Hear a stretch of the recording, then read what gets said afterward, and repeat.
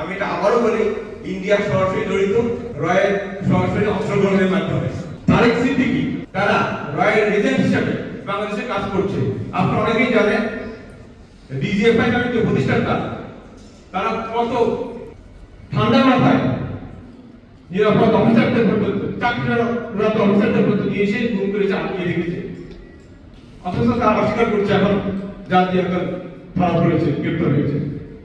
আমরা চাইবো এই সমস্ত অফিসারদের, সে সামরিক হোক, বেসামরিক হোক, রাজনৈতিক হোক, আমরা হোক, রাজনৈতিক নেতা হোক, সবার গ্রেপ্তার করে উপযুক্ত বিচার করতে হবে। শুধু এই 57 জন অফিসার শহীদ হয়েছে তারা বিচার করলেই হবে না, টোটাল এই রেজিমকে উৎখাত করতে হবে, তাদের বিচার করতে হবে। ইসকন বা এই ধরনের যে ঘটনা, সবকিছু পিছনে ইন্ডিয়া জড়িত। শেখ হাসিনার ইচ্ছায় সে যে কোনো করলে অস্থিতিশীল করবে, এই গভর্নমেন্টকে ব্যর্থ করবে, সেই চেষ্টায় ইন্ডিয়া এবং শেখ হাসিনা এবং তার দোসররা যারা পালাতে পারবে তারা আছে। কেননা তারা এত অপকর্ম করেছে যে তাদের বিচার হলে তাদের রক্ষা নেই। যে কোনো মূল্যে এই গভর্নমেন্টকে ফেল করতে পারলে তাদের বিচার হবে না, তারা যে অন্যায় অবস্থা, দুর্নীতি সব করেছে তার থেকে রক্ষা পাবে।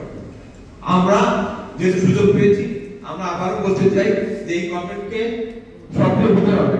আমার কাছে কেউ কেউ দুঃখ করেছে, এখন সংবাদ সম্মেলনের কিছু হবে না।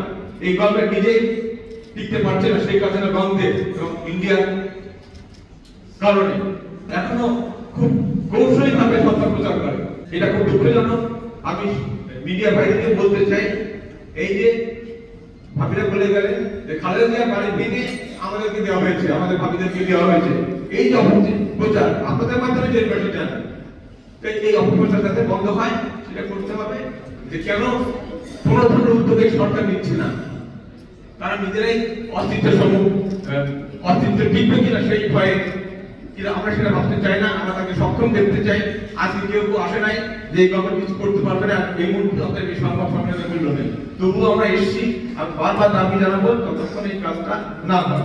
আমি জোর করে বলতে চাই, এই 57 জন শহীদ অফিসারকে ভোলানোর জন্য তাদের দেশে ছিল, তাদের কিছু করেছে, তা যাতে দেশবাসী না জানে সেই জন্য গত 15 বছর গভর্নমেন্ট, তৎকালীন গভর্নমেন্ট করেছে যা নিজেরাই করি। শেখ হাসিনা নিজে জড়িত, পার্সোনালি জড়িত, শেখ হাসিনা পার্সোনালি জড়িত, আর যাই নামগুলির আগে বলছে তারা তো জড়িত। তো তারা চাচ্ছে না যে আলোচনায় আসুন। আমরা কষ্ট নিয়ে বলতে চাই, এই গভর্নমেন্ট কি তাই চায়? সেই জন্য আমরা চাই যে সুষ্ঠু তদন্ত হোক, পুঙ্খানুপুঙ্খানুভাবে তদন্ত হবে, যেখানে এই মূল কুশীলক যারা, এই হত্যাকাণ্ডের কুশীলক যারা, তাদেরকে নাম পরিচয় প্রকাশ হবে জাতীয় গণমাধ্যমগুলোতে, যাতে দেশবাসী জানতে পারে। প্রথম দাবি আমাদের। দ্বিতীয় দাবি হচ্ছে সেই সুষ্ঠু তদন্তের মাধ্যমে সুষ্ঠু বিচার হতে হবে।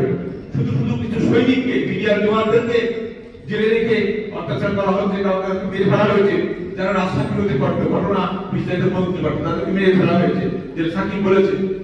আমরা সেটাই জানি। আমরা চাবো সেই কুশীলকদের খুঁজে বের করে তাদের উপযুক্ত বিচার করতে হবে, শাস্তি দিতে হবে।